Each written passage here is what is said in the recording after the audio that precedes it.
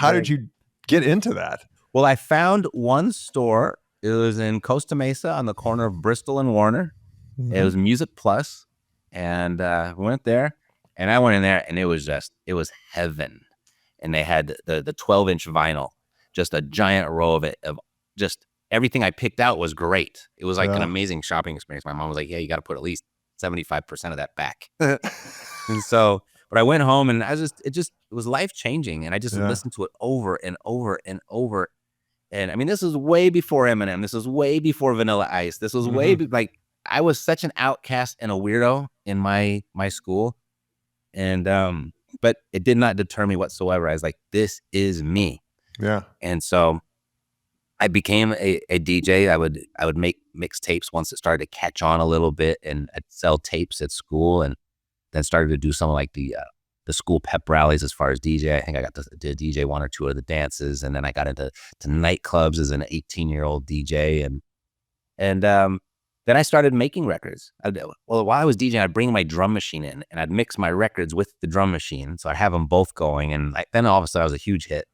Yeah. And then I started, let's put them on vinyl, like put them on actual records. And I just started selling records out of the trunk of my car. I'd go to the record plant. Hey, this is what I want to press next. They'd give it to me. I'd put it in the trunk of my car.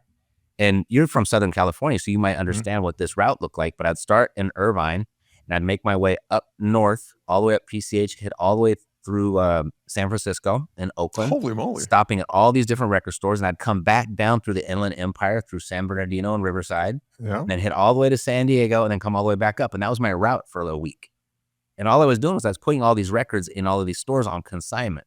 Yeah. By the time I got back, it was time to replenish records and then go pick up payment for all the records that had sold. So I did that for probably a year and a half. That was for like 3 out of 4 weeks of the month. That was my whole existence. And there was one day where I got an order from a distributor, and I didn't really even know what a distributor was. And, when I was selling 5-10 records per store, this distributor says, I need 600. And I was like, that was the jackpot. I was like, oh my God, all at once? And so I did that, and I didn't want him to, I wanted to impress him, and I wanted to keep this going. So I got on the phone to all the stores in the United States and started selling the records for him. I just started faxing him orders. Like, send it here. They want 5, they want 10, they want 10, they want 10. And that's hustling. That's great. Yeah. And I come from a family of civil servants, bunch of police officers, a bunch of firefighters, a bunch of like aerospace engineers that worked for the government, stuff like that. Not a single entrepreneur in the whole family. So I don't know where I got it from, but it was very natural and instinctive. It never read it in a book or anything. And so I did that. And within 24 hours, he sent me another order for 1,000 because he had already sold them out because of my orders. And that was like oh, wow, okay, this could be something. It's a lot more fun to sell 1,000 at a time than 10 at a time. And is this is you as an artist, or are you representing another artist at this point? What I was doing, well, in hip hop, they have the DJ battles, right? The scratching and stuff like that. So I was making battle records specifically for those battle DJs. Gotcha. Which, I don't know, based on my sales, I would say there's probably 10,000 of those in the United States, and probably 8,000 of them every single time bought my records. So there was that.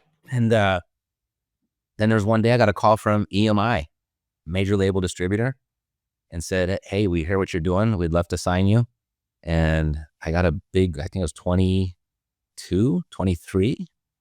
And they sent me an advance for $100,000. And I thought that was like for music. Yeah.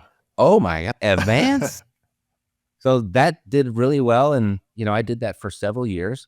Mm-hmm. And I started to produce records or produce artists. And I produced a lot of compilations, like DJ hip hop compilations.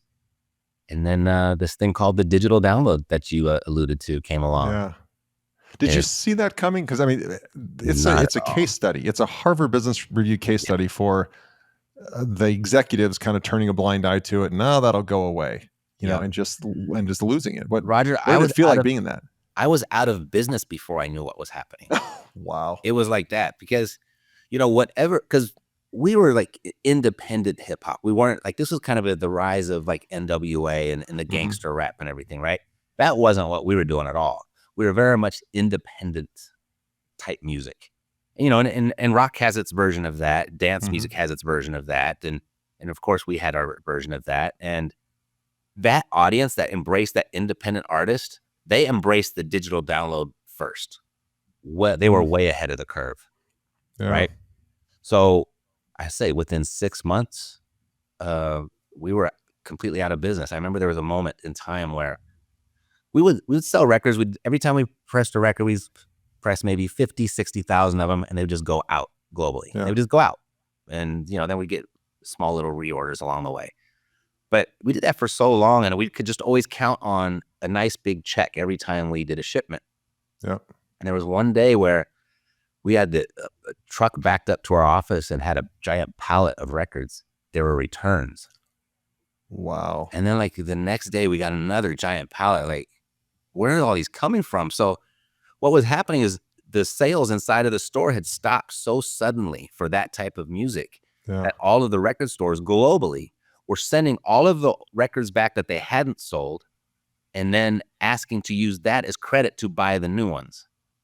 Oof. So it stopped the funds instantly. Yeah. And so that's from that moment, I would say 6 months was our runway, and we were out of business. I was like, gosh, I'm done. I guess that is scary. People don't buy records anymore. Yeah. And that's how quickly it happened. And we don't, I mean, in hindsight, it's crystal clear, but at the time we're like, gosh, I guess hip hop's had its day. No more vinyl. Yeah. And so that's what happened. And the wife left because she didn't like that with no income anymore. Sure. And then I got left with all of her debt, and she brought a bunch of baggage to that marriage, and I had to file bankruptcy. That was in 2001. Wow. And it was a big one. Because when you're in the music business or any type of publishing business, you have to file bankruptcy against projected claims, not just existing claims. And so I owned all the rights to all this music, and so I had artists on a bunch of stuff, and so it was a big one. It was millions and millions and millions of dollars in this bankruptcy, and wow, I was devastated. I didn't know what to do. At that point, I was 34 years old. No one really saw that coming because there were some really high paid, really well educated people that just were in denial. iTunes did not exist. It was not in the ethos. It was not in our vocabulary at the time. Yeah.